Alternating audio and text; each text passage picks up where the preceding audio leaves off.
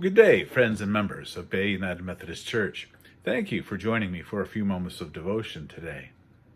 I'll begin with a few announcements. As you may know, we have begun our stewardship program here at Bay Church. The theme this year is The Love of Christ Compels Us.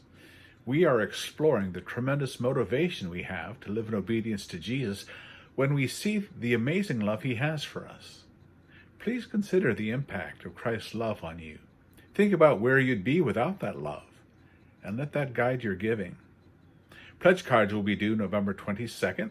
When you receive yours, please fill them out prayerfully and joyfully in light of God's love for you. Next, our church conference with Dr. Steve Bailey, our district superintendent, will be held Monday, November 9th at 7 p.m.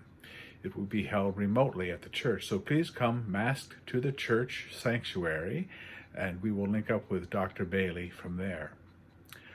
All church members are invited and encouraged to attend. Also, I'd like to thank Leanne Spratt for her excellent devotions last week.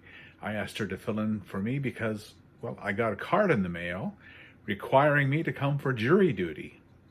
I had every expectation that I would be gone all last week. I was told to call a number on Friday, October 20th, for instructions for reporting the next Monday. As it turned out, I wasn't needed after all. The recording said, if your draw number is between 1 and 360, please report for jury duty on Monday. So I looked at the card they sent me. My draw number was 1,222, not even close to 360. They told me to call back that Monday in case things changed, and they had not. No jury duty after all. Now, of course, being the pastor that I am, a particular Bible verse came to mind. If you want to guess what it was, I'll give you 3 seconds to pause this recording so you can think about it. Are you ready? 3, 2, 1. Okay, the verse that came to mind was Matthew 22, verse 14. Jesus said, "For many are called, but few are chosen." That was my experience with jury duty. Called, not chosen. But Jesus was not talking about jury duty when he uttered those words. He was talking about a wedding feast.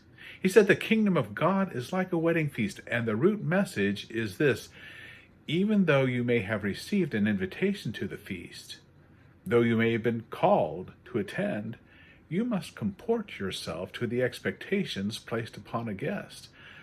Otherwise, you can be quickly unchosen for the right to remain.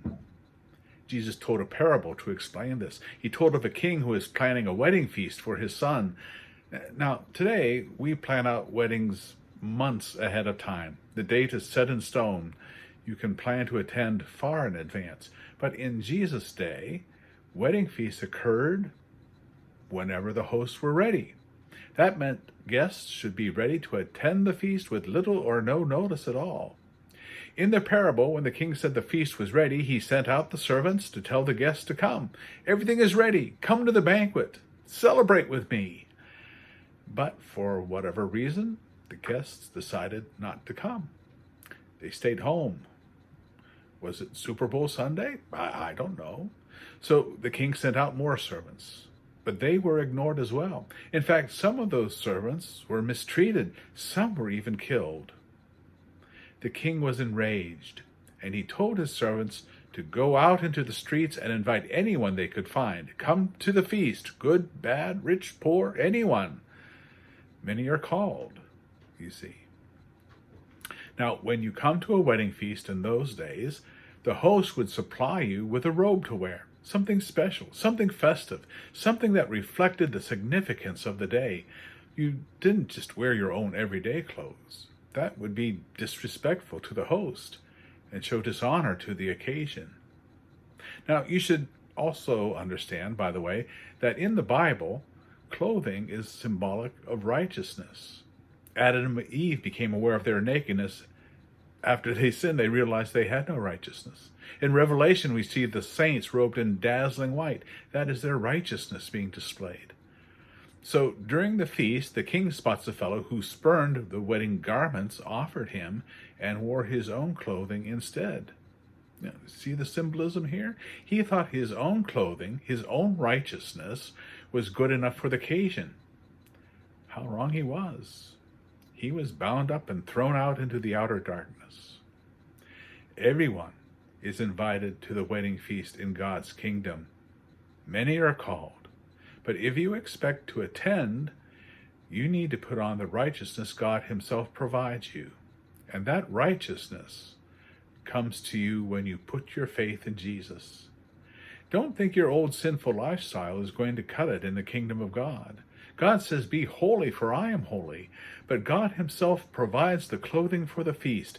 God provides the righteousness you need to be chosen. Many are called, few are chosen. Don't be just one who is called. Live like one who is chosen. Be holy.